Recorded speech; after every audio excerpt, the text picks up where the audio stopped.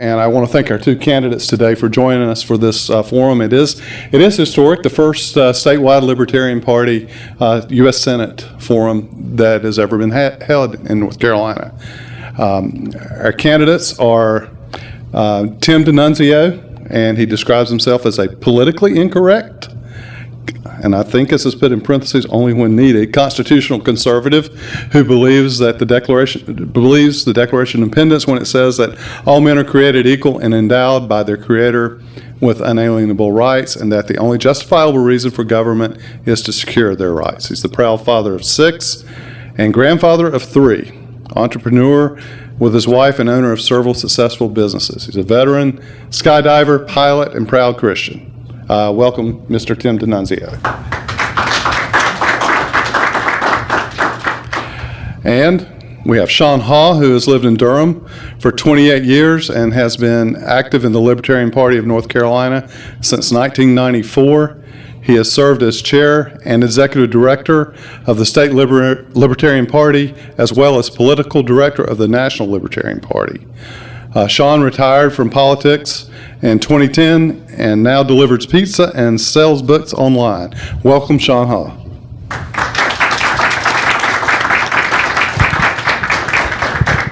We do have a few ground rules. Thanks for the applause for our candidates. One of the things I'm going to ask you, please, from the audience, help me out on this, is during the questions, if you will please refrain from applause during the questions and comments. This is mainly so that we can get more questions in. I know this is maybe hard to do because we're all real activists and excited about the campaign. If you will do that, I would appreciate it. Also want to remind the people who are, I think probably the people who are here know this, the people who may be watching live streaming or watching this later on YouTube, the primary is May the 6th, and this primary is open to registered libertarians and people who are registered unaffiliated. So remember that as you watch this. Our ground rules are each candidate will be given a 3 to 5 minute opening statement, and we determined with a coin toss at just a few minutes ago that Mr. DiNunzio would have the opening statement, and consequently Mr. Hall will have the first question. Each candidate will then be asked a series of questions, alternating in responding first, and the candidates will have 2 minutes each to respond. We will also open the forum to questions submitted by delegates and others gathered, and we've gotten several of those from you folks on and also on Twitter. Those are being collected by Mr. Irvin and Mr. Peterson, and have been screened, and we have several of those. Finally, each candidate will be given time for 2 to 3 minute closing statement. Questions or comments about a candidate's personal life will not be allowed.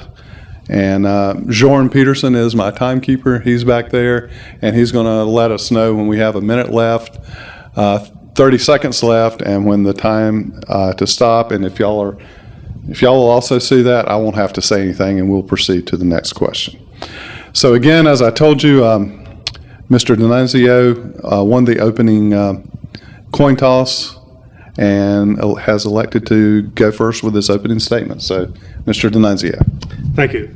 And I want to thank everyone for attending, and I'm very happy to be part of the Libertarian Party. And as everyone knows, in the past, I've been a Republican. I'd like to also thank everyone who's watching online.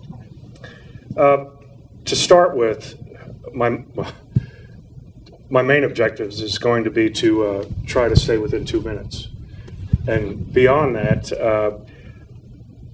my statement is going to be more of a definition, or more of my own personal definition of liberty, which is really what we're all about, is liberty. And when we sit and we contemplate liberty, first of all it really is just a state where we act upon our own will, and because of that, there's no morality attached to liberty. The only morality attached to liberty is the morality of the person wielding it.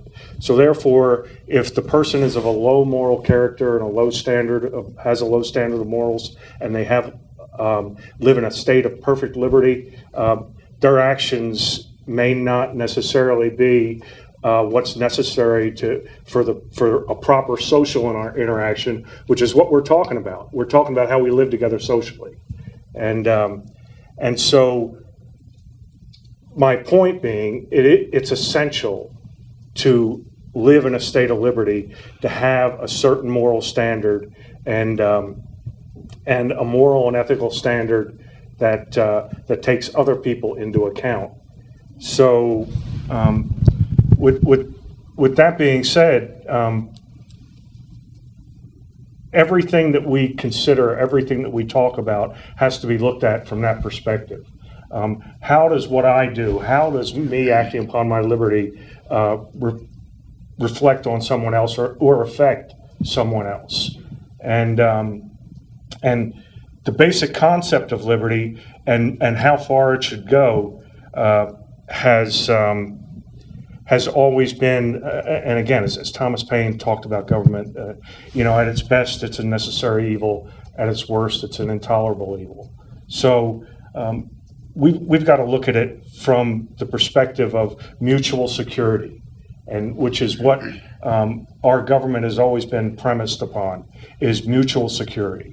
Not just mine, and not me victimizing you in the name of my security, or you victimizing me in the name of security, which is where we've actually grown to. If you look at where we're at right now, politicians tell us that we need to go and victimize one group in order to provide someone else something that they're being deprived of. And that in itself is probably one of the major problems we have right now. So I'll just close with that, and hopefully as the questions come, I'll try to add more context to that premise as we go. Thank you. Thank you, Mr. Hall. I'd like to take a moment first, if I may, just to pour myself a glass of water. I couldn't want to stand up in front of anybody and do that, but I'm definitely going to need this to get through the next hour and a half. Thank you. Should I take mine? Or should I take mine? That's all right. That's all right. Thanks. Howdy, my name is Sean Haw. I'm from Durham. I've lived in North Carolina now for a little over 28 years. It's long enough I have to do math in my head. And I've been in the same house in Durham now for 19. I certainly love living in North Carolina. I had, as was mentioned, is not quite accurate that I've retired from politics, because obviously here I am. I had retired from politics in 2010, and was happy to do that. But then I saw, as filing approached, I did not know of anybody who was going to run for U.S. Senate. And I just think it's absolutely essential to have a libertarian voice up there. Now, little did I know that Tim here was probably in his car on the way to the State Board of Elections while I was filing that same afternoon. But I've decided that since I have put myself in this position now, this is an opportunity for me to talk about everything I've sort of gathered in a lifetime of politics, and all of the things that are really important, I feel that are important, that are simply not discussed. The Democrat and the Republican in this race will not talk about ending war. The Democrat and the Republican in this race will not talk realistically about ending our habit of piling up debt. And I decided that I want to be a single issue candidate, although my issue is going to resonate, or is going to inform everything that I have to say on every issue. I want to stop all war. I want to stop all war abroad, the literal definition of war. I want to stop metaphorical war. I want to stop culture war. Stop us from using the war mentality against each other here in America, and to help try to change the debate so that we're actually talking to each other and we're actually coming together as Americans instead of fighting with each other. I mean, one point that you made that I really liked there was government is used a lot to set people against each other and to try to set people's rights against other people's rights. And that's one issue that I really want to address with the culture war. And then also the war at home, the war against our own people. And that's really expressed in two ways. One is militarization of police, like what does a local police department need with a tank? And yet we're seeing more and more of that. We're seeing more and more police violence. And also with the NSA, where we're all being treated like terrorism suspects without warrants, without cause. Our government is treating us like we're all potential enemies. If you ever flown on an airplane in the last 10 years, you know what I'm talking about. So I felt like, well, here, this is really my opportunity to be able to sort of give my own testimony of what I think we really need to talk about. I'm going to campaign mostly through YouTube. One of the nice things about what's changed in the last 12 years since I ran in 2002 for this seat is the technology has changed to the point where I don't have to spend a lot of money in order to be able to get my message out in front of people. I already have 5 videos up. My name is Sean Haugh, SeanHaugh, and you can find my YouTube channel there and see the issues that I'm talking about and the kinds of things that I want to bring to the campaign that neither the Democrat nor the Republican are going to talk about. I actually apparently have a minute left, but I think that probably covers it for now. Okay, thank Thanks. you. And you get the first question, Mr. Haugh. Why are you a libertarian, and would you sum up libertarian philosophy? Why am I a libertarian? I was born. This kills my father, frankly. I was raised liberal. My father was his political hero was Dr. Martin Luther King. And the only time I've ever seen my dad cry was the night Dr. King got shot. And they were bitter, bitter tears. He was very angry. But he raised me according to those principles of nonviolence and of treating everyone, no matter who they are, race, religion, or whatever, treat every single person with dignity and respect. And now he doesn't understand why this means he raised a natural-born libertarian. So really, it's been all of my life. It's been I was raised with those values of nonviolence, of treating everyone with respect, and assuming that everybody else has the same legitimate reasons for what they think and how they want to live that I do. And so I was always attracted to the Libertarian Party. When I heard that there was a political party organized around the principle of live your own life as you see fit, as long as you don't hurt people or take their stuff. Now that's a line I picked up from Tom Howe here a little bit later down the road, but that's basically it. I love seeing people being free, of being themselves, of growing into themselves, being comfortable in their own skin, and having that freedom to discover themselves and bring that to the world and share that with me and everybody else. It's so much fun, and that's the kind of world I want to live in, and that's why I'm a libertarian, where people can live their lives according to their own needs instead of somebody else telling them how to run their lives for their needs. Thanks. Thank you, Mr. Haugh. And Mr. Nunzio, your response. The reason I'm a libertarian is that it's the natural state of a human being is very in line with what libertarians believe. And just stating that about natural law, that's one of the founding premises of our government. When the Constitution talks about the laws of nature and nature's God, it's actually talking about the actual essence of natural law. And just to add a little bit to what Sean said, and to where I somewhat disagree about violence, is the first rule in natural law is self-defense, is you have a right to live. And that's why in our founding documents, the first thing that's always stated is, as a guaranteed right, is a right to life. So you have a right, there is a right to self-defense. I believe in the use of force when it is related to self-defense. And I'll even go further, that's probably enough said there, but just talking about political heroes. my political hero is a person named Calvin Coolidge. And a lot of people don't know Calvin Coolidge, but he was always looked at as a do-nothing president, which the best kind of government is pretty much do-nothing government. They don't need to make laws just because they're there.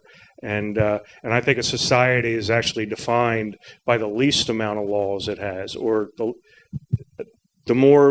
less laws a society has, the more civilized it actually is, because people are governing themselves and they aren't giving politicians the reason to demagogue issues and claim that they need to make laws to control them. So self-control, libertarianism, natural law, they all coincide with each other. Okay, thank you. And let's see. That's right. You get the next question. I'm sorry. Forgetting our own rules here. Okay. The question is there anything in the Libertarian Party national platform that you disagree with or have reservations about? And if so, please tell us about it. Why? And what would that be? I don't know, to be perfectly honest, and I'm not going to be a politician. I'm not going to sit here and lie to you. I don't know the actual platform word for word or what each issue is. But I'll tell you the way a lot of people on the outside of the Libertarian, myself being a new Libertarian, a lot of people on the outside, some of the things we disagree with are one of the things that Sean mentioned. It's and I do disagree with that there shouldn't be that there isn't any instance where we need to use military force. And that's based in self-defense. And again, natural law defines self-defense in a lot of cases as someone who's making threats against you and then taking steps to implement those threats. And when warned off, they do not back off. You have the right to act first in self-defense to keep yourself from being harmed. And they basically call it the principle of self-love, as the way natural law defines it, is you have a right to like yourself better than other people like you. And so the other would be that, and again, these aren't planks in the party platform, but they are more. What I'm about to say is more of a conception that the mainstream may have about the Libertarian Party, is that it's a party of chaos, that we don't believe in any laws whatsoever. And there are a certain amount of laws, as I stated earlier about Thomas Paine. What he was saying was that that government is an insufferable evil, is where it's gone to right now. So there's always a fine line of how much liberty we give up. But nobody can take your liberty from you. It's only done on consent. And so that's one of the problems we have. And I wish I had more time to go into this. Is that consent is what they use now. They use fear to tell us we need to give up our liberty in order to be safe. And that's Thank you. And thank you. Mr. Hall, your response. Thank you. The question, remind me again, it's exactly, is there anything in the National Libertarian Party platform with which I disagree?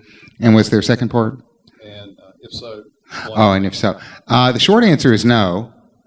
I have been involved in the Libertarian Party for quite some time now, and I've found that the more a person spends in the Libertarian Party, the more time that they do, the more they get comfortable with it. When I first joined, my hang-up was the environment. I thought, well, maybe we need government to clean up the environment. But as I got into it, I learned more about free market environmentalism and learned more about the peaceful private solutions that work even better. But one reason why I'm very comfortable with the platform, both state and national, is because there's a whole lot of room to be libertarian. Don't hit people. Don't take their stuff. Anything, we only tell you two things not to do. What else you want to do with your life, that's your business. And please go run it your way. So really, in that context, I think that there's a big tent there, and we have an opportunity now. I'm kind of enjoying this because we have an opportunity to see two different representatives of libertarianism and two different ways to get the message out to people. I think what's more important is not so much to parrot the platform, but to be able to put libertarian concepts in words that connect with people. When people hear it, I want them to say, yeah, somebody's saying something that I've believed all along. And that's the connection that I'm trying to make, is to make those libertarian ideas real in people's lives and hearts. Okay. Thanks. And the next question, and again, Mr. Hall goes first on this one. What will be your campaign strategy and message if you earn the nomination? How will you use your campaign to promote the Libertarian Party and advance the cause of liberty? How will you appeal to those who don't already consider themselves libertarians? Well, if you see my videos on YouTube, you know the answer to that already. This is only the second time I put on a suit for this campaign. If I get into the debate with the Democrat and Republican in the fall, I'll put the suit on again.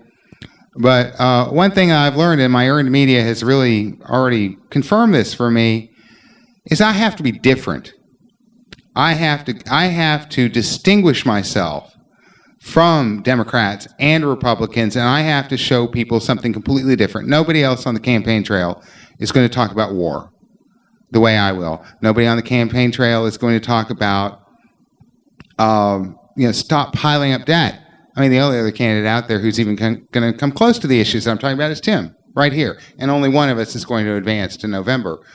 So I want to make sure that I'm going to use YouTube, I'm going to use social media, because that's cheap and now easy to get the message out to people. It's a lot less expensive to run a statewide campaign now than it was in 2002 from that perspective.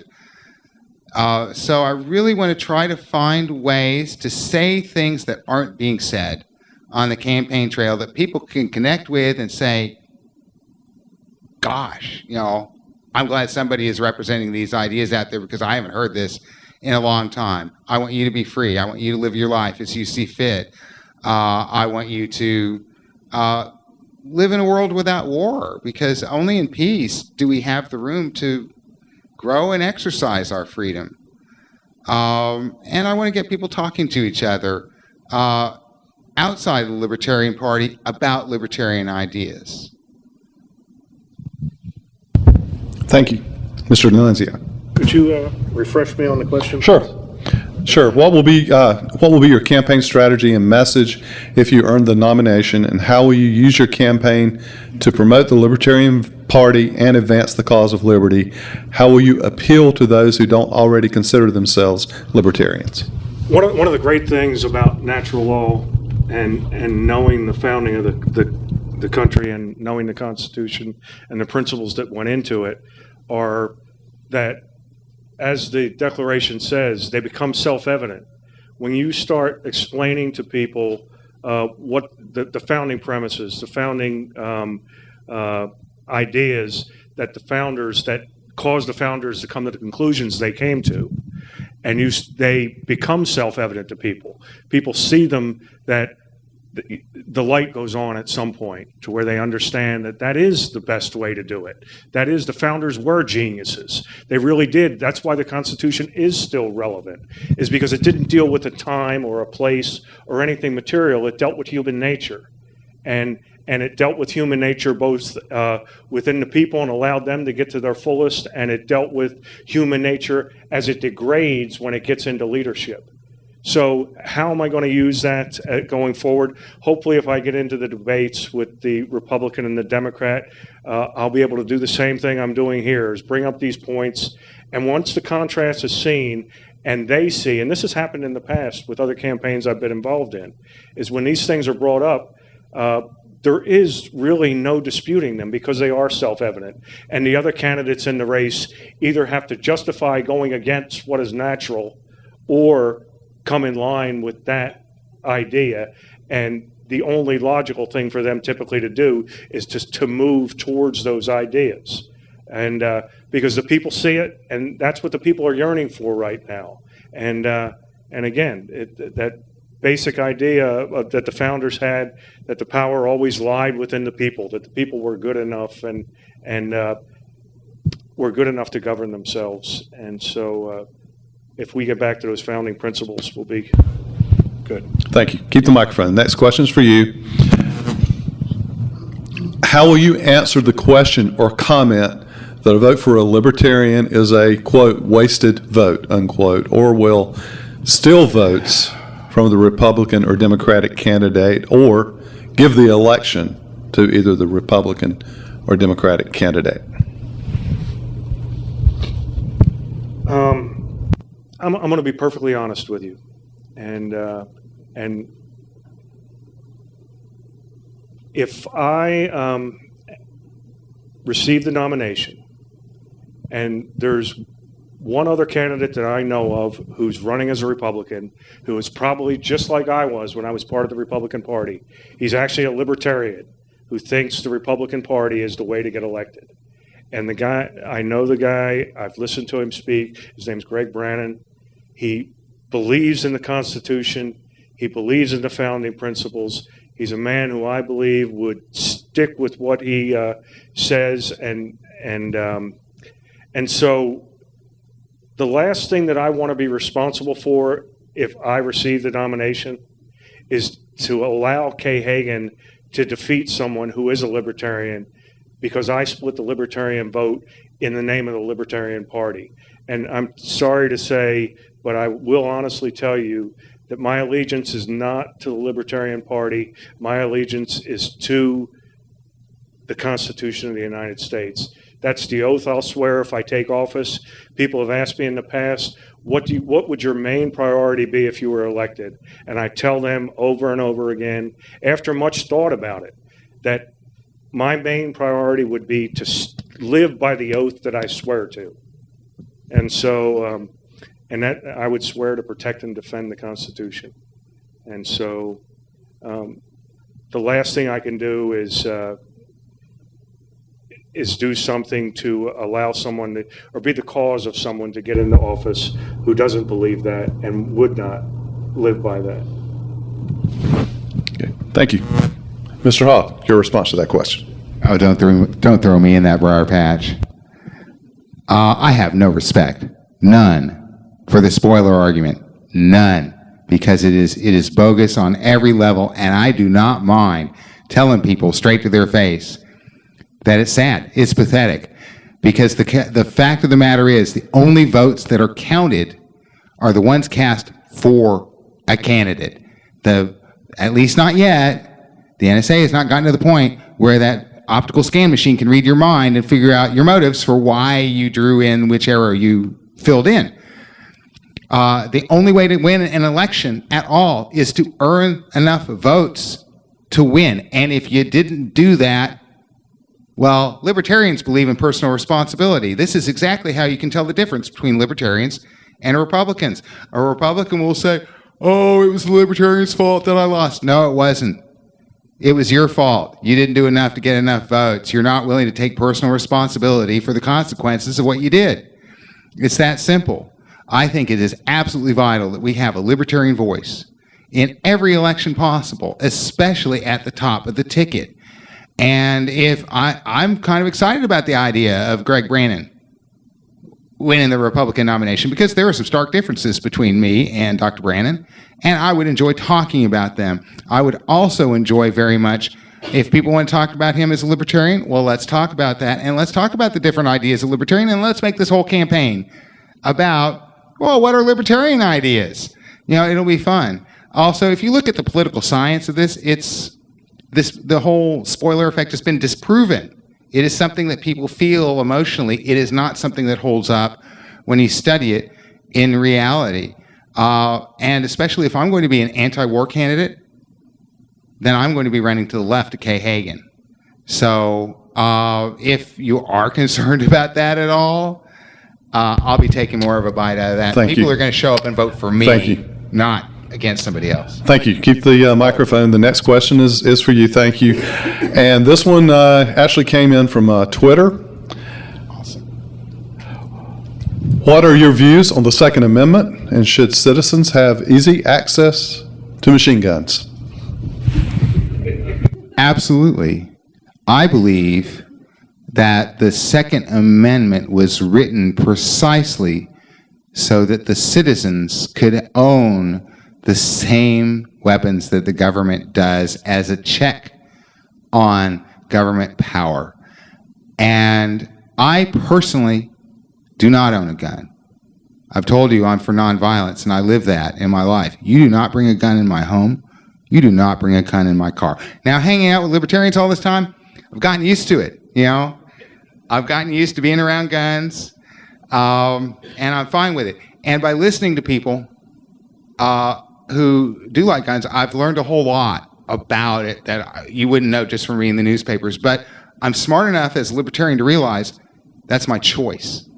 I'll be happy to tell you about my choice all day and all night long and why the world would be better off with fewer guns in it.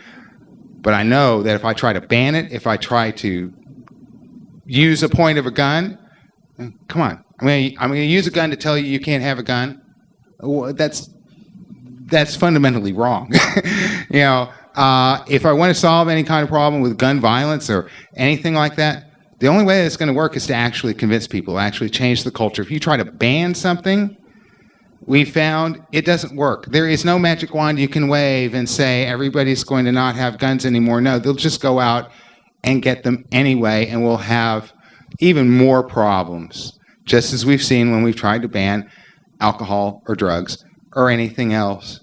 So if there are any social issues that we need to deal with guns, we need to come to terms with them without government. Government is not going to be able to solve this problem. As far as government is concerned, the Second Amendment, exactly as written, there should be absolutely no restrictions whatsoever on what kind of arms people want to own. Thank you. Thank you. And your response, Mr. D'Annunzio. What I mentioned earlier about the first rule of the first law of natural law is self-defense, the right to self-defense, and that had a great part in the forming of the Second Amendment. And beyond that, if you read the Federalist Papers, anytime you want to know the ideal situation or the ideal state of the Constitution that it was intended to be in, as designed, you can read the Federalist Papers. It's a series of papers written by Hamilton and Madison and Jay. But in it defines, when they're talking about the Army, one of the greatest concerns among the colonies were to have a standing army. They always saw a standing army not as a problem during time of war, but as a problem during time of peace, that the army could be then used against, and in many cases in history, they saw it as being used against the population. And so one of the reasons the Second Amendment is worded the way it's worded, and one of the fears it was intended to alleviate was the whole idea of a standing army. There was supposed to be enough force within the civilian population that could combat and compete with any military force that we were going to have or were proposing as a standing army. And so the people would never be at risk from the standing army. So machine guns, I would even go further than that. And so we see it happening now. Some of the militarization of a lot of the departments within the federal government. That's a. Thank you. Thank you. And you get the next question. What government program would you cut first, or what federal government agency would you abolish first? One of the biggest issues in my first congressional run was when I was talking about banning multiple, or disbanding and doing away with multiple government agencies and departments, and all those. I would get rid of all departments that aren't constitutionally justified. And one, I would start with the Department of Education. Department of Education's been around since what, 73? And has education gotten better or worse? All we do is send our money to Washington. They turn around and send it back along with a bunch of requirements that tell us what we have to teach our kids. And I was against George Bush when he, during his first term, and most of you probably remember this, he was the first one to actually put in nationalized testing standards. And it was always a great, the right always seems to justify rules by holding someone, making them responsible for themselves, as to where the left always holds somebody else responsible for your mistakes. But to get back to the point, those testing standards have now turned into Common Core, and anybody who knows what's going on with Common Core right now, it's gotten to the point to where it's social engineering, social indoctrination, and it's always been meant to be handled at a local level. It would be done at much less expense. I would go on to say I would even go to Treasury. That was a very controversial one, Department of Treasury. There's no justification for a Department of Treasury. And someone said that I was talking about letting the states print money. No, the Congress is responsible for printing money. Thank you. Mr. Hall, your response. No, I feel for you, Tim, because that's a tough answer for a libertarian because, yeah, the first reaction is, yeah, all of it. How can I just pick one? But I do have one. Drone warfare. That is the very first thing that I want to get rid of. And that we need to stop. This is the whole reason why I'm running. We need to stop this war that's so ill-defined around the world. And connected to that, I'm going to fudge the question a little bit. This is not quite a government program or agency that I want to get rid of, but the first government policy that has to change is that the President of the United States cannot claim the power to kill anybody he wants in the world for whatever reason without review. And with our drones, they're inaccurate. We're bombing women, children, all kinds of innocent victims. We bomb wedding parties. And the sickest thing to me is the double tap. When we've had a drone strike and the neighbors come out to try to help the people who've been bombed, whose houses are on fire, very human thing to do. And then we go in and send another drone and we bomb the first responders. Now, here in this country, we revere our first responders for good reason. It's a sacrifice. It's a hard job. And then for us to turn around and do that on the other side of the world, no, that has to stop. We have to stop. Killing is government policy in every way. And that starts with drone warfare, and it starts with telling the president, no, you do not have the power to say who lives and who dies. Thanks. Keep the microphone. I'm going to take another question that we got from the audience earlier. Can you please state your point of view on Common Core?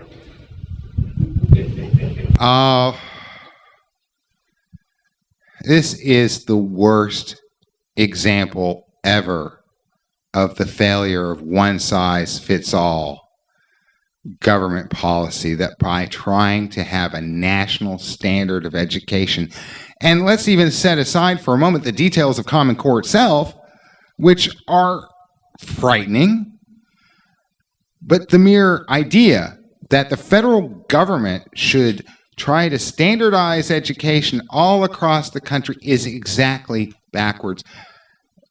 Education needs to be local. It needs to be personal. You need to allow teachers and schools to develop programs that work for the kids that they're trying to teach, and let them do different things, and let them compete, and let them figure out what actually works better. And let's actually think about the individual child instead of these big overarching government statistics. So it really doesn't surprise me at all that when the federal government thinks they can run something like this, that they're going to come up with all kinds of crazy propaganda and all kinds of untruths and try to say that that's education. And I'm going to hand it over to Tim right now so he can just pile on. I'd love to. Pile on, Mr. Nunzio. As I already said, Common Core is an abomination. It's again, getting back to founding principles and the Federalist Papers. One of the things that the founders explain is why there shouldn't be any of these massive centralized, institutionalized programs that were run from a massive federal government and filtered down through the states, and that they were controlled from this central place and equal throughout and mandated throughout, was that there was always the idea of escape. Is the way they envisioned it is if there weren't, this was a self-preservation mechanism, that these little factions would spring up with these strange ideas in certain place, whether it was a county or a city, and it would fail there on its own. And it wouldn't be able to spread out. And the people themselves would always have the ability to escape it and go somewhere else and get away from it if they wanted to. Once there's a program, and like so many that are mandated from the federal level, and we can't escape any of them. We can't escape. If you don't want to participate in Social Security, you can't escape it. If you don't want to participate in nationalized health care, you can't escape it. And it wasn't intended to be that way. And just to get back again about into the Constitution and some of the things that are forgotten in the Constitution is the Ninth Amendment. Ninth Amendment is probably one of the most forgotten amendments that there is. And what it says is that no right or nothing enumerated in the Constitution is meant to negate some other right that a person has, and it can't be used in that way. And so they, again, it's Common Core is just a symptom in a long line of Thank you. Fatal diseases. Thank you. Keep the microphone. You'll get the next one. We're about halfway through our forum, and just want to give everybody a little bit of a chance to take a breath, and if you want to refill water or whatever, to do that. And remind everyone, we want to thank you for continuing to watch us here online. If you are streaming, watching our live stream, thank you for that, and remind everyone that this is our first Libertarian Party statewide Senate forum, and we appreciate you joining us. A reminder that the May the 6th will be our primary, and if you are a registered Libertarian or if you're registered unaffiliated, you will be able to vote in this primary if you choose to. Okay, let's get back to the next question. Mr. D'Annunzio, do you believe the President should be able to send the U.S. military forces to engage in conflicts overseas without a declaration of war? And should the United States maintain any forces in Afghanistan, Iraq, or any other country, would you vote for military appropriations that fund deployment of U.S. armed forces into conflicts that are not declared wars?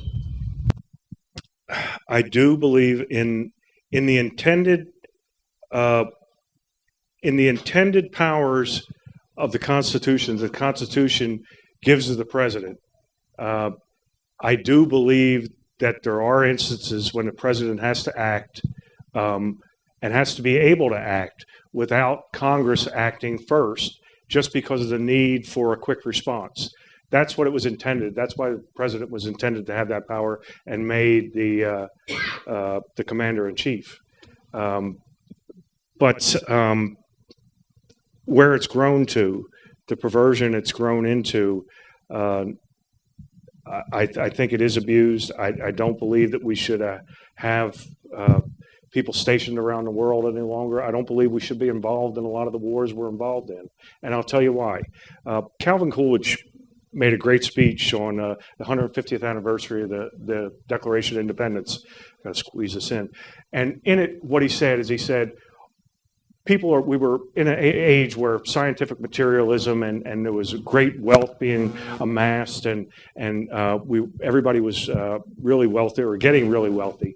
And he was reminding people that our ideas are what brought about our material wealth and our success and our advances in science and all those things, not the other way around. Those ideas didn't make that success didn't make our ideas. They didn't derive from those.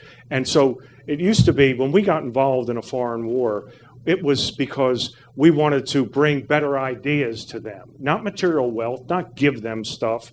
And where it's grown to now is everybody wants to be a part of the United States or have something to do with the United States now, not because of our ideas any longer, but because of our wealth and what they think they can get out of it.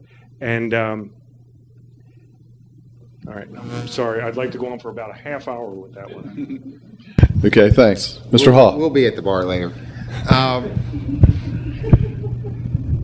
We need to stop all war. We need to bring our troops home from everywhere that's not United States territory immediately. We need to just get out. My exit plan is find the door and exit.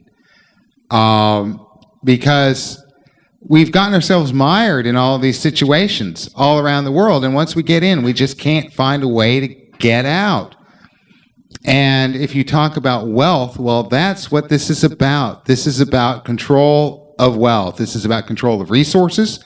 This is about using the U.S. military as a way to secure not just security, but materials, wealth, oil, precious metals and stones, whatever else. I mean, Afghanistan is very rich in a lot of different minerals that we want. No wonder we're interested in being there. And instead, we just need to fundamentally change our entire relationship with the world.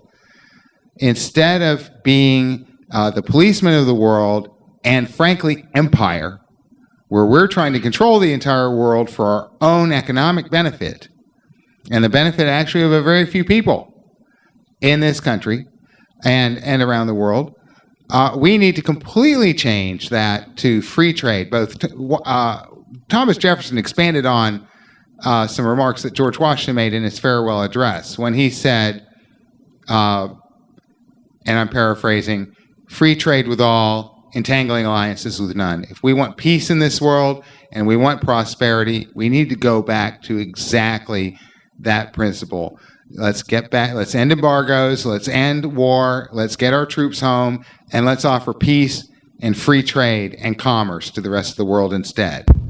Okay, thanks. Keep the microphone. You get the next question. What should the United States do about the situation between the Ukraine and Russia? No. That's about my answer. For exactly the thing, this is Ukraine. This is Russia. And again, this gets to even what our own government tells us. Why is Ukraine important? Because Russian gas pipelines run through the Ukraine to Europe. We have been getting involved in Europe's problems for so long, and this is exactly what the founders warned us against, precisely to be the referee of Europe's problems. I have great feeling for the people in Crimea. I have a great feeling for anybody who wants to be free anywhere in the world, and there's a lot we can do about that. But the United States military and the force of the United States government is not an appropriate solution. It's tempting to butt our noses into that because there is an interest there. But when we do it with intervention, when we do it in a military way or in a forceful or an imperial way, all we end up is creating worse situations for us that blow back on us and cause problems for us, cause more people in the world to hate us. If we want to move people in the direction of freedom and to break away from totalitarian states like Russia, then we want to offer them freedom. We want to offer them commerce. We want to make sure that they have McDonald's and Maytag and Dunkin' Donuts and whatever else that Americans have, because that's how we can move people towards freedom when they see our quality of life, exactly as you quoted Calvin Coolidge. When they see our quality of life, when they see the success that comes from our ideas, they're going to want to follow our ideas, and they're going to want freedom, and they're going to make freedom for themselves, following the example. We don't have to send in guns and diplomats. Thank you, Mr. Hall. Thanks. And Mr. D'Annunzio. I'm glad this question came up when it did, because it gives me a chance to keep going where I left off, and to state that basically we have no exit strategy anytime we get involved in these different conflicts or facilitate the overthrows of governments. That's what's happened all through the Middle East, but we had no plan for what to do after we allowed that to happen. And so what happens is a group even worse than the first comes in. And so in Russia, I just think we need to keep our hands out of it totally right now. It's I know it's from a humanitarian standpoint, there's a lot of the justification for it is being made based on humanitarianism and what the Russians will do. But again, I just have no faith right now in our leadership. I don't think that they have anything on their mind other than getting through the day and fooling people for today. And they could care less what happens down the road, and they just deal with it as it happens. There's no plan there. There's no purpose. The whole concept of intellect is that we as human beings, that's the thing that separates us from the animals. The animals can't think in the abstract and understand the consequences of what they do today, see them in the abstract down the road, and do the right thing today based on that. What we do today or now, and what our government does, is they look at things and just act on today. Just grab it and go, and who cares what happens down the road? And again, we're reaping the consequences of that around the world right now. Thank you. And you get the next question. If it does not appear that there will be enough votes in Congress to repeal the Affordable Care Act, what action do you intend to take? Oh, it's I don't have any. Again, back to the same thing. I don't have any confidence in a Congress, if it's Republican or Democrat, to repeal the Affordable Care Act, which is what needs to happen. It needs to be repealed in total. There are common sense things to do, which are, again, the free market. If the whole idea to bring it about was to lower costs, we see just the opposite. And again, it goes back to what I just said. Our leaders at this point are worried about just telling people something today to get them through today and get them through the question. And they say things in that way to where they can make it into whatever they want after the fact, that they actually didn't say that or they said something else. And so the Affordable Care Act is a perfect example of that. And I believe that right now you couldn't, before the Affordable Care Act, you couldn't buy insurance across state lines. You couldn't pick and choose what you wanted to be covered for. There were mandated things in each policy and all these drove up the expense. And so I think there's a lot of things. I spoke to a lot of doctors over the last couple of campaigns, and they told me just they could eliminate 30% of the cost out of their bill with tort reform. And tort reform is, they're getting sued for everything. And so there's got to be some consequence to lawyers who file frivolous lawsuits to make them think a little more clearly about what suits they want to file. And Thank you. Thank you. Mr. Hall. Kind of address the general point in one of my videos where I say that if I'm elected, I know I'm going to be the lone Libertarian senator, almost certainly, and a rookie at that. I understand that I'm going to have to be the voice of conscience before I can be the voice of consensus, and I'm prepared for that. One thing that really deeply disturbs me about the Republicans now is repeal and replace Obamacare. And I'm sorry, I can't call it by that other name because I promised myself throughout the campaign I would not lie. I do my very best to never tell a lie. So I can't call it by that ACA acronym because that's a lie. I'm going to try to not have a lie cross my lips. So I'll call it Obamacare, since Obama himself has embraced the name.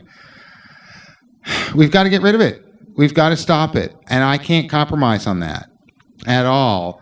I can't give in to the temptation of, I'll vote for a little bit of less liberty because it's the better alternative than a lot less liberty. No, I have to be comfortable with the fact that a lot of times I'm going to be in the minority. I'm always going to try to work with people. One of the nice things about being a libertarian, I'm not beholden to Republicans or Democrats. Across the aisle, work with anybody to get anything at all towards liberty, but absolutely everything that I have to do in office, whether on this topic or anything else, has to be back towards liberty. And if we lose when we try to repeal Obamacare, we lose, and we come back and we fight another day, and we keep fighting for that. Okay, thank you. The next question comes from Twitter. When you get to Congress, what will be your objectives in your first year as senator?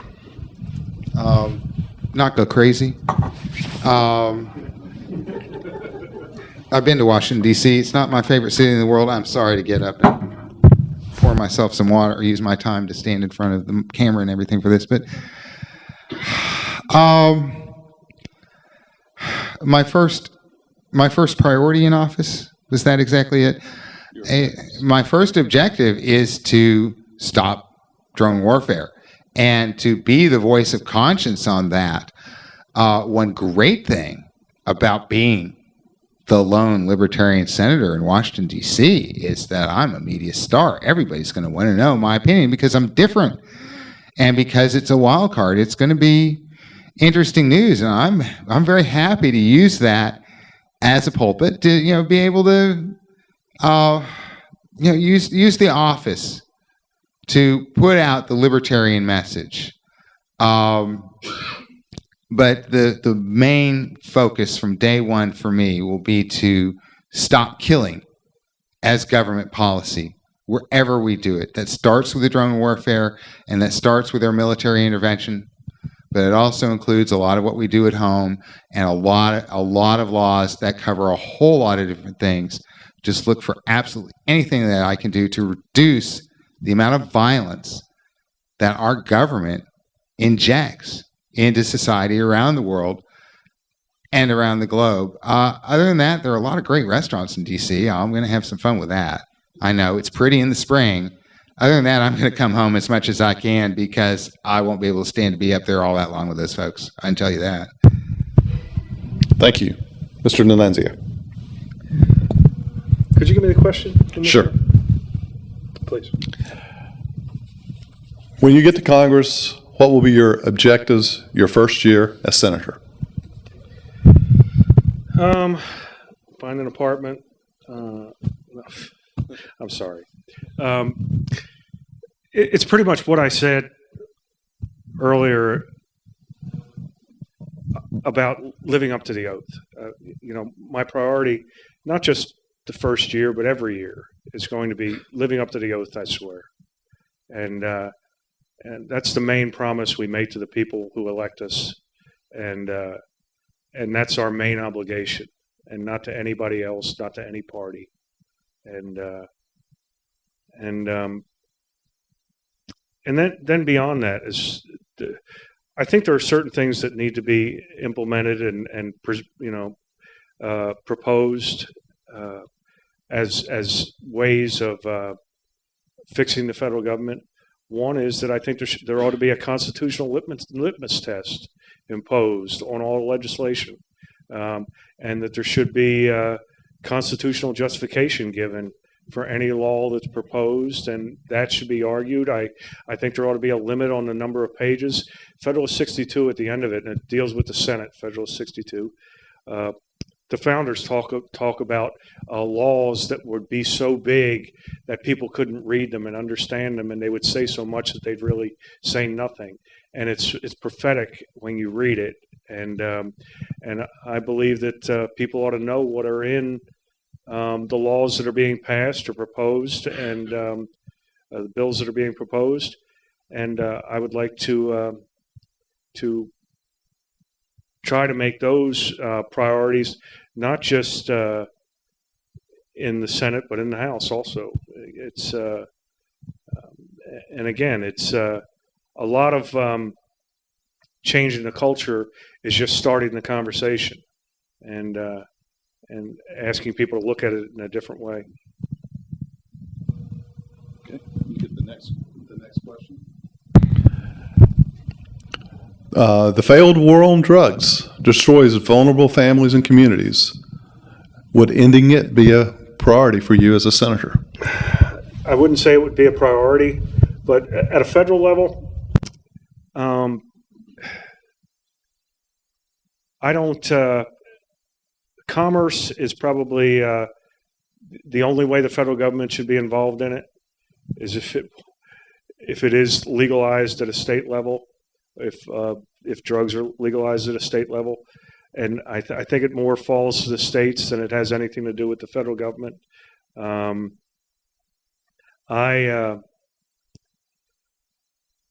I kind of am on the fence about legalization, to be perfectly honest, and I would like to say that as part of the part of legalization, if it does ever happen, I would like to at the same time see a vast a watershed change in the moral makeup of our country, of people not people who can't control themselves sometimes use drugs as a mechanism to get even further out of control, and I've seen that firsthand, and so I do have reservations about it, about legalization. Not that I'm 100% against it, but I haven't totally formulated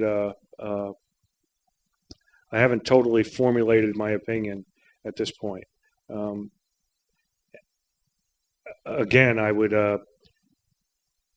if people were at a point, and this was something Thomas Paine argued that the Constitution itself wasn't viable because the people weren't moral enough for the amount of liberty it afforded, and we've degraded since then.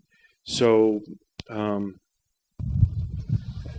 wish I could continue. Yeah, thank you, Mr. Hall. Let's be clear, the war on drugs is war. The war on drugs is an example of how we've made how metaphorical war inevitably turns into real war. And it's a war against not only our own people now, but a war between the federal and state governments. We now have 2 states in this country that have nullified federal law and said, we don't care what you say in Washington. We're going to make marijuana legal here. The federal government or any government has absolutely no role whatsoever in peaceful activity. I will be happy to talk to you all day and all night long about what your proper moral choices might be as a human being. But as a representative of the United States government, I have no role in that whatsoever. What you do with your life, as long as you do not hit anybody or take their stuff, that's your business. I don't have to like it. I can like it or not. That's irrelevant. I may want to help you as a human being. Maybe ask you to change your life. That's irrelevant. As federal government, we have absolutely no role in taking peaceful people for whatever reasons, moral or not, and putting them in prison. You want to talk about violence as government policy. That's it right there. SWAT teams coming in to raid you just for either smoking a plant or having legal commerce in your state in these items. And libertarians have been ahead of this all along. We've been on this point since the beginning, and the world is coming our way. We always talked about one of the things we want to do is, as soon as I get in office, as soon as I get in control of it, release all nonviolent prisoners who are in prison for drug offenses. Thank you. And now it's being talked about today. Thank you. You get the next question. And this is another one that came from Twitter. We're social media savvy here, so we appreciate the tweets that have come in. Since 1913, the value of the U.S. dollar has declined to less than 5 cents. Is the Fed a net plus for the USA? I think that question was answered by the fact that preceded it. Obviously not. One of the things that Ron Paul, this is something that really amazes me about politics. One of the simple things that Ron Paul talked about when he was running was audit the Fed. Oh, that makes perfect sense. They're doing all this stuff on our behalf. We should at least be able to check their books every once in a while. We ought to be able to audit them when we've given them so much responsibility over our currency and our economy. How is this debatable? I don't even see how this is debatable. Central banking has not helped us at all. And the market is finding a way around it. We have Bitcoin now. We have currencies that keep coming up. It's an idea that is not going to go away. The government tries to stamp out one. Another alternative currency is going to come up because people need to have a free market in money. And the whole point of the Federal Reserve is to funnel money, funnel wealth from poorer people to richer people. And so it's no wonder that this hidden tax of inflation keeps going and going and going, that there's not just a direct transfer of wealth where you send in your taxes to pay. You're also paying through inflation and through the policies of the Fed. Your dollar becomes worth less and less. Wealth doesn't go away. What it means is that you have less of it, and other people are taking that from you artificially. So we need to have a free market in currency and abolish the Federal Reserve. Thank you. Your turn, Mr. D'Annunzio. Before I do that, I want to just make one other comment about the war on drugs. The war on drugs is about more than marijuana, and has always been. And so, in that context, is what my remarks were made in. So, about the Fed, I think the Fed needs to be abolished, to be perfectly honest with you. There's better ways to do it.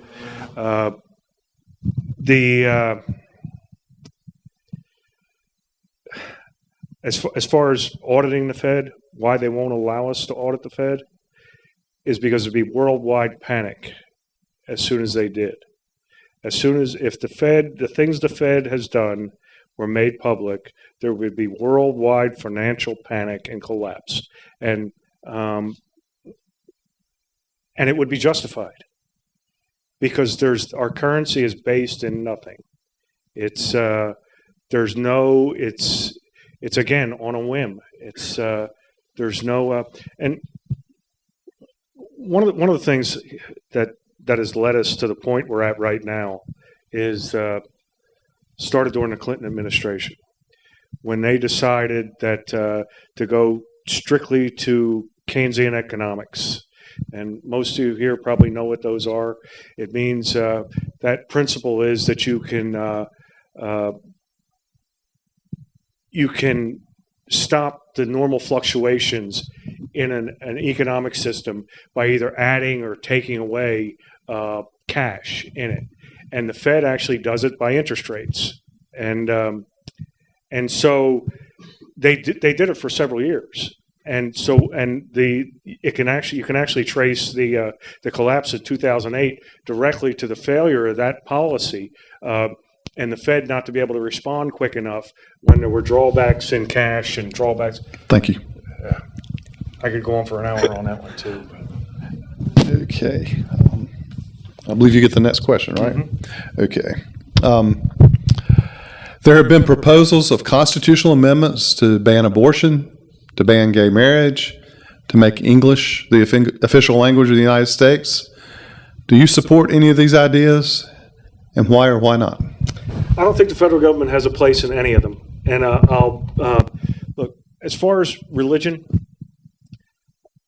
I have religious principles and I have constitutional principles. In my mind, I can justify both with the same conclusion, in the same conclusion.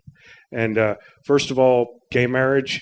Marriage is a religious institution. It comes about from religion. It has no place in the federal government. As soon as you allow the federal government to get involved in it, they are the ones who are defining it now, and stating what it is when it was never intended for them to be the ones to define it. And I believe marriage is between a man and a woman. Anything else, you call it what you want. And again, my words, you can call it what you want, whatever you do. That's fine with me, but for me, marriage is between a man and a woman. Federal government has no place in it. There's no need for it to be defined at a federal level. As far as abortion, abortion isn't a religious principle, or isn't based. My being an opponent of abortion isn't based on religious principles. It's based on although it's justified with my religious principles, or justifiable to them. It's a human being, guaranteed a right to life just like every other human being. And therefore, under the Constitution, it's every life is afforded the same right to life. And so if it's not a human being at conception, if you don't believe in a soul, you just believe in strict science, and the thing is born, it comes into being, it's a human being. And it's guaranteed a right just like every other human being. And our Constitution and our system of government equally affords to, even though it can't argue for itself, it still has that right to be taken away. Your response, Mr. Hall. Oh, I'd like to expand on that and go beyond it a little bit, because Tim is right. No matter how you feel about these issues, the federal government itself has no role in them. But I would also argue that any level of government has absolutely no role in any of these issues. On abortion, really doesn't even matter how you feel about it. Forget the morality of it for a moment and think about the economics of it. I know this is unpopular, but you have to. I grew up in Oklahoma in the 70s. I love being from Oklahoma, but we're really backwards. We managed to keep abortion off limits. We managed to keep prohibition until 1959, kept abortion out until the 80s. So what did women do? They had abortions. They either went to Colorado, where you could get one, that's hundreds of miles away, or they went to some back alley provider, and who knows what you're going to get there, or they're going to take a coat hanger or a penny roll to themselves. So banning abortion works as well as banning alcohol or drugs or guns or anything else like that. You're only going to make it more difficult for people who are going to go out and do what they're going to do anyway, and you just add more death and more violence to the situation that way. On gay marriage, I voted against Amendment 1. I think the whole point of a republic is that people's rights are protected from the majority. I deeply resent the government coming into my bedroom and judging my marriage. I do not care that they would say my marriage to one woman, Pam, I love you, is acceptable. They don't have the right to judge that in the first place. That is one of the most deeply personal decisions you're ever going to make, and to have the government say, we get to regulate who consenting adults can love and how you can love them, that's about the most offensive thing for me imaginable. Thank you. Thank you. And you get the next question. No, wait a minute. Yes. Yes, you get the next question. I didn't write it down right. My apologies. Do you support repeal of the Patriot Act, and what steps would you take to diminish the power of the NSA? I know this is not a libertarian answer, but I wish there were times when arson was the solution to social problems. Obviously, the Patriot Act is a total abomination. We need to repeal that and more. We need to abolish the NSA immediately and delete their files. The NSA in particular is specifically an abomination because it's crossed the line from the government investigating you for potential criminal activity because they have a warrant and they have reasons to get the warrant and reasons to believe maybe you're going to do something, to simply snooping on absolutely everybody. And it's completely changed everything from innocent till proven guilty to guilty to proven innocent. The Patriot Act, NSA, and anything that takes that kind of approach to national security inevitably, if not directly, creates war between the government and the people. It treats the people all as potential enemy combatants rather than as citizens of this country that are supposed to be protected and served and be able to live in freedom. We're going to be able to get security through freedom. We're not going to be able to get it through the Patriot Act or other means. Thanks. Like that. Thank you. Mr. D'Annunzio. Due process. Earlier, Sean talked about the drone wars. I'm not 100% against drones, but I do believe in due process, and if a drone is going to be used, there has to be a justified reason, and the same thing with the NSA. I don't believe in data mining. I don't believe in just gathering all information in case you may need it to use against someone. Due process of law. Without it, that's one of the amendments. It's one of the founding principles. So without it, the society breaks down. And so what was the other part of the question? The other part was, what steps would you take to diminish the power of the NSA? Oh,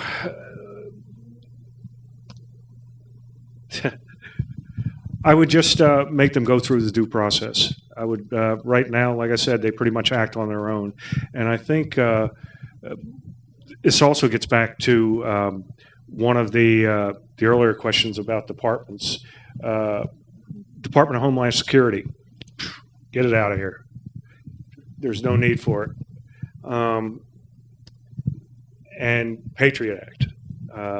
I don't believe that the Patriot Act should be continued.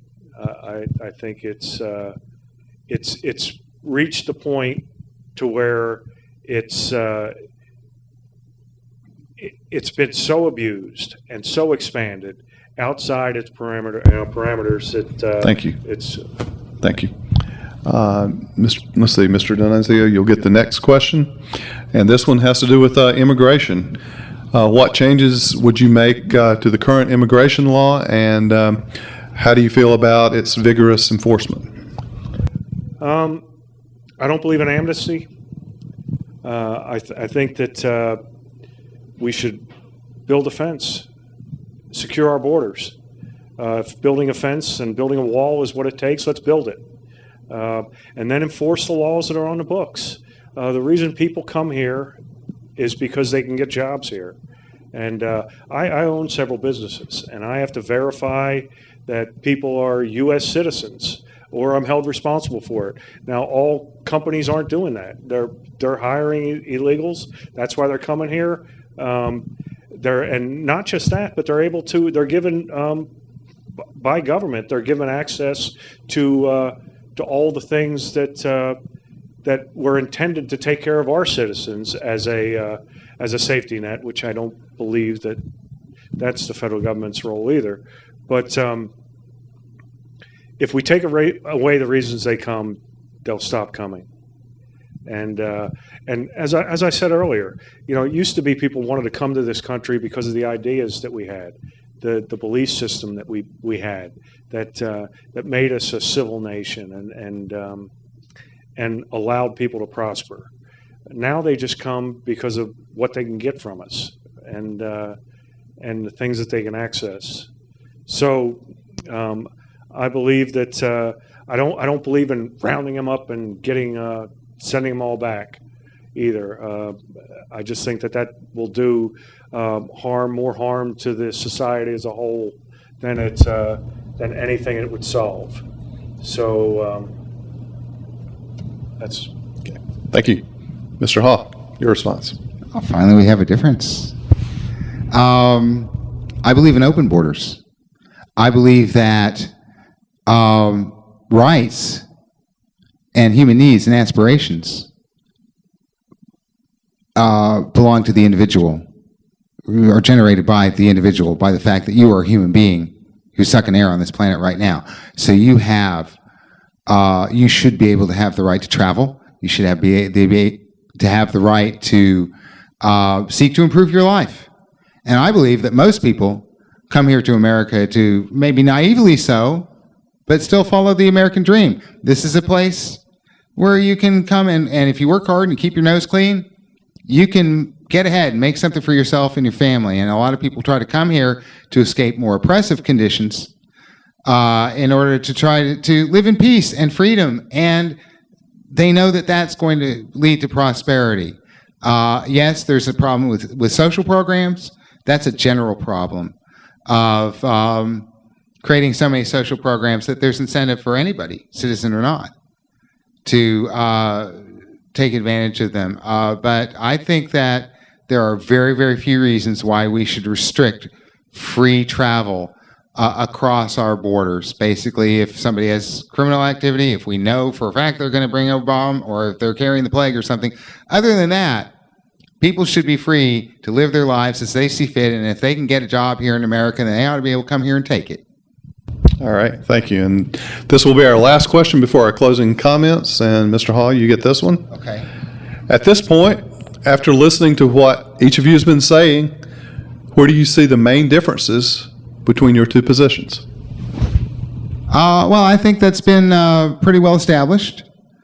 My main issue really is to stop all war and to try to bring peace and to try to get as much violence as possible out of public policy, specifically end killing as public policy. We're both talking about libertarian ideas, and we're both talking about them from a moral point of view. So I think really the choice is, who do you think is going to take the most different, strongly libertarian view to the November election, put it in front of the people, and actually get people to pay attention to the difference that is the Libertarian Party? And I think I'm capable of doing that. Thank you. Mr. D'Annunzio. I think one of our main differences is on a definition of life, and who. Again, I've heard Sean make a couple of statements about how each human being's rights, and even using it in the context of an illegal immigrant when he hasn't and isn't willing to offer that same opinion of an unborn child, which is a human being guaranteed a right to live. The reason that life is mentioned first when it's spoken of in our Declaration is because without life there is no liberty. If your life isn't guaranteed, and it means at any state, and the other principle is that it needs to be equally afforded to everyone, no matter their ability to defend themselves, no matter their ability to buy a voice or have a voice.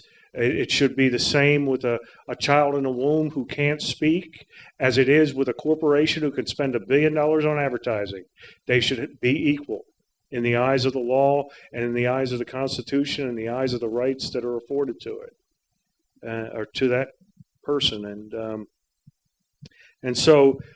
And I would also say that we somewhat differ on the use of force, and I think we somewhat differ on drug legalization.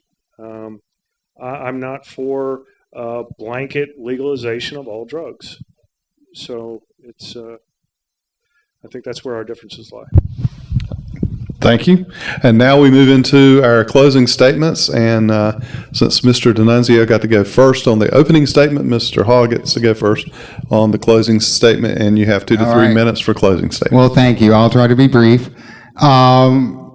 watch my YouTube videos. I have a YouTube channel, Sean Haugh, SeanHaughh, on YouTube. You can find me on Twitter at Emperor Sean. I'm on Facebook, Sean Haugh, Libertarian for U.S. Senate. And please come and make sure that you vote. Vote for me on May 6th. Tell your friends. Tell everybody, Libertarian, unaffiliated, come out and vote for me so I can take the Libertarian message to the people over the next several months. I'm kind of looking forward to it now that I'm doing it. You know, I didn't want to do it at first, but I'm getting into it. And I'm going to have some fun with it. And I feel like I'm going to represent you very well. I've been doing this for a long time. I feel very comfortable with it. And I'm really looking forward to campaigns. So please come out and vote for me on May 6th. Thank you. And Mr. D'Annunzio, your closing statement. I'd also like you to, not vote for Sean, vote for me. But do vote. And again, it's liberty. Back to liberty, back to the opening statement and what it pertains to. Liberty can't just pertain to a self-perspective, a perspective of self. It's got to take into account the people around you. We're social creatures. We've got to live in a society together. And there are times to where we have to think about things greater than ourselves. And the founders' premise of, or the founders' understanding of natural law came specifically and most prominently from a guy named Samuel Pufendorf. Great name. And he wrote a book. It's titled "The Duty of Man," the whole duty of man according to natural law. And the founders read it, and it was where their ideas of natural law came from. And in it, he talks about, and he's actually quoting from some of the last chapters in the book of Ecclesiastes. And he talks about this in his, doesn't talk about the book, he talks about this premise I'm going to mention, which is that, as people, we look around us and we see the world the way it is, and it doesn't seem to work very well. And we've got to examine it and understand and try to come up with conclusions as to why it's not working. Why does it seem like the bad people sometimes get ahead and the good people don't? And that would lead one to believe that it's all random. And in the book of Ecclesiastes, Solomon says, vanity of vanities, all is vanity. And his eventual conclusion is that the whole duty of man is to live by the commandments, is to fear God and live by the commandments. And the deeper premise there is once we all come to the conclusion, which we all should, we should all examine the world we live in and eventually come to the conclusion that it is all vanity. There is no real, when it's examined in the way it works, it doesn't seem to work properly. And we've got to look at it from a bigger perspective. And that's where it gets into the metaphysical and where we've got to look for greater ideas than just what we can see. And that's where we've really got to use our human intellect and think in the abstract, think about the future, and not worry, not so much focus on how we're being affected at this particular moment in time. And I say that to say that that's when I give you the idea that I won't jeopardize the country in the name of the Libertarian Party. I'm looking at it from that perspective. Thank you. That there's a bigger picture here that we've got to all see. Thank you very much. I want to say thanks to both of our candidates. Now you can applaud.